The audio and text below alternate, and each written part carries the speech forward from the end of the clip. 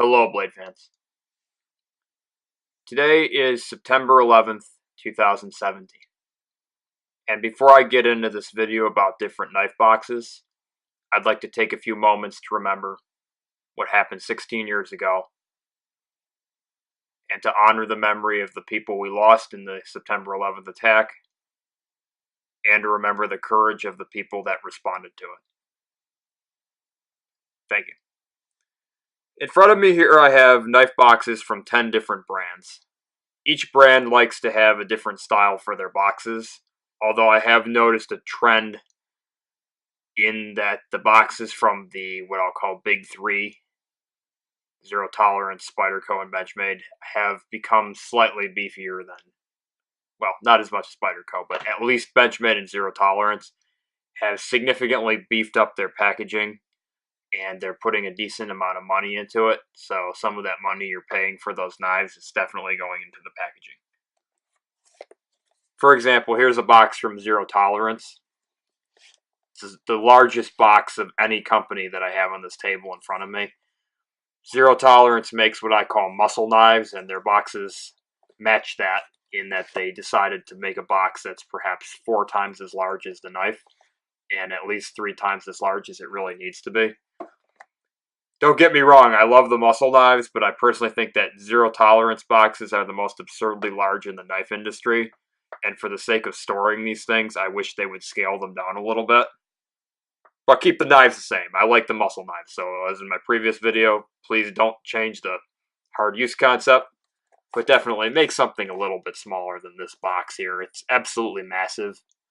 And for each of these, I will post the size in inches and the dimensions in centimeters for our international viewers underneath the particular point in the video where each brand shows up. So here we have a Benchmade box. This was for a rescue hook. Basically what Benchmade does is they have a kind of cardboard, it's like a thicker cardboard material exterior. And then generally you'd have it's like, what would you call that? Like a foam lining in there, and then a bag. This is the previous generation of Benchmade box. This is my Reptilian that I bought before MAP made them, in my opinion, overpriced, although materials and estimations perhaps make them seem more accurately priced than it seems like it is when you buy it. So there's your Reptilian, there's your older generation box with your complementary Benchmade, what would you call this, a little sack? The new boxes I have seen also have this kind of foam in there, so that's what your Benchmade, when you open up these, we'll call it second generation Benchmade box, which is scaled up a little bit compared to this old one, perhaps to match some of the effort made by Zero Tolerance to be the baddest guy on the block. The new Benchmade boxes do have this foam liner in there, and they also are still giving you this complimentary, we'll call it a sack, for your knife. Although the rescue hook didn't come with one. If your Benchmade knife comes with any MOLLE adaptable equipment, that generally takes place in lieu of the sack, so this one did not have any of the foam or the little sack. It had a MOLLE attachable pocket for that rescue hook. So here I have a Buck box. Buck is one of the brands along with Gerber over here where you really aren't going to see a lot of actual boxes. I guess that also bears true for Leatherman too. Mainly because these brands are being sold in places like sporting goods stores where you're going to have what's called a clam pack. I really hate clam packs. It's a shoplifting deterrent, essentially.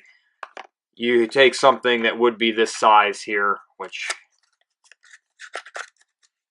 I'll post the dimensions for once again underneath it.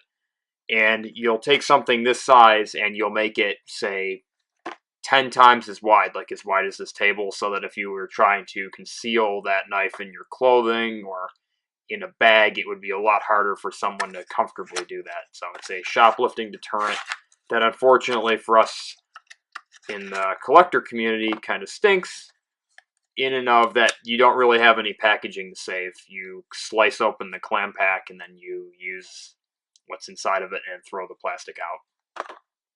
So here we have the Buck box. This is a Buck Vantage. Nothing really special. I got this one a few years ago. Buck didn't have any packaging material in here other than a little warranty statement. So that was basically what you get for Buck is pretty much what you get with your regular packaging in the clam pack, other than the fact that it would be something you can't really keep. And just for the sake of actually being able to see how big this stuff is, I have a pen. And you can see like how long that box is and roughly how thick it is based on that pen. Moving down the alphabet, we have case. This is a new case box. This is from my medium CB Stockman I got. I think cases boxes are kind of pretty. It's like this American flag design. And then inside of a case box, you'll generally find these wrapping papers. And you'll have your case knife wrapped inside of that. It's a traditional feel. I believe that GEC also does the same thing, although from what I've heard, GEC knives come in tubes and not boxes. So there we have the size of the case box. And as long as I have this pen out, we'll go back to the Benchmade briefly for the size comparison in front of the camera.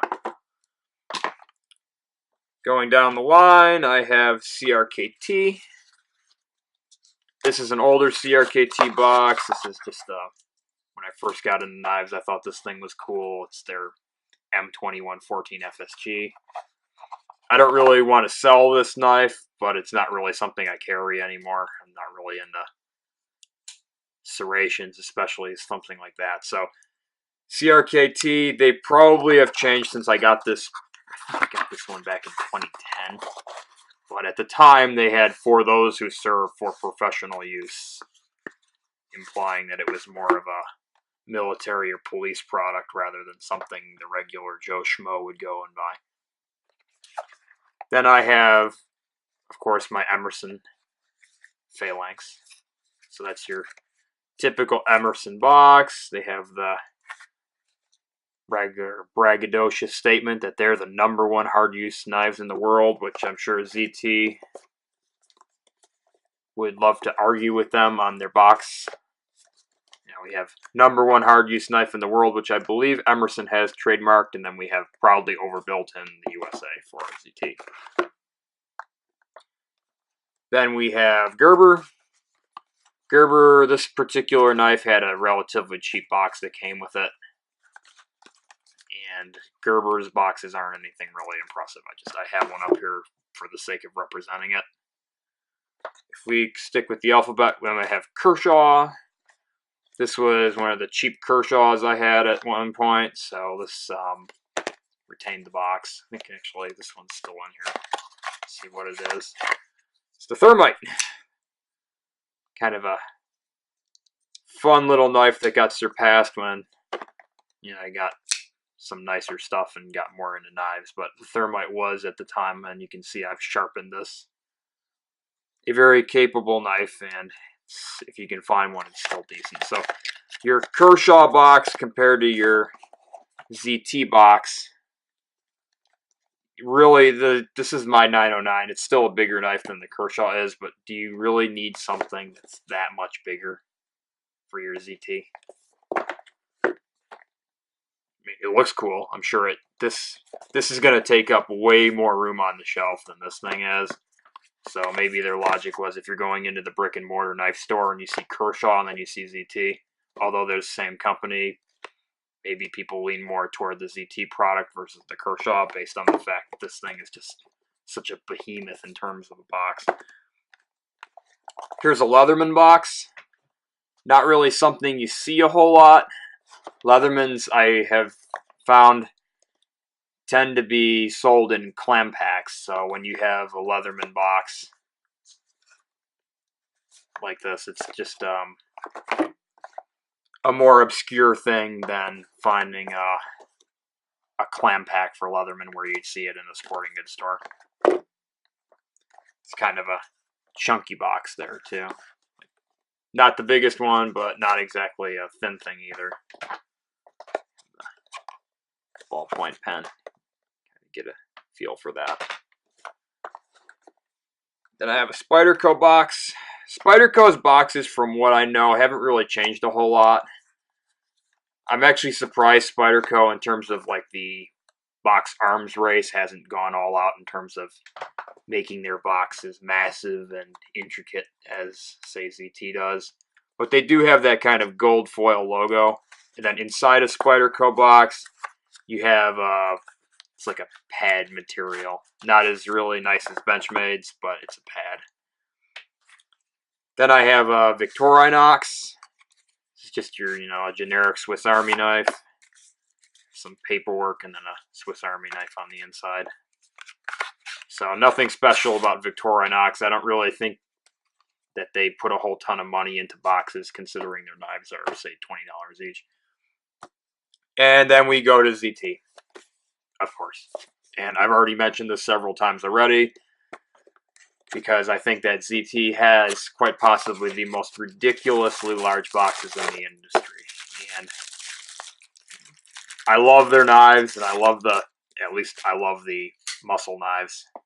But that's what you get inside of ZT boxes. You have some bubble wrap, your big old folder, and the absolutely massive box it came in, and some generic company information with a few pictures of, I think it's the 350 on it. So,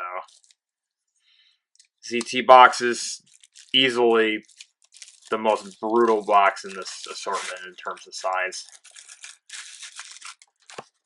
Could you go a little easier on the space thing? I've seen boxes of 30-06 cartridges that are smaller than this. So that's pretty much what you got here. You have several different, variety of companies. Each company, kind of pan this a little bit. Each company likes to put different media in terms of logos on here. Some are reflective, like this Emerson box, or ZT's, or Spyderco has the gold foil. Others were just really plain, like Leatherman, really basic. Blocker, really basic. Didn't really put a lot of money into it. And I think that just goes with your philosophies of sales in terms of things like Emerson, where, yeah, you're selling the brand. They want to push made in USA, hard use knives. CRKT wanted to do kind of a military element here. Case is really American, so that's something they do, and you just go on from there.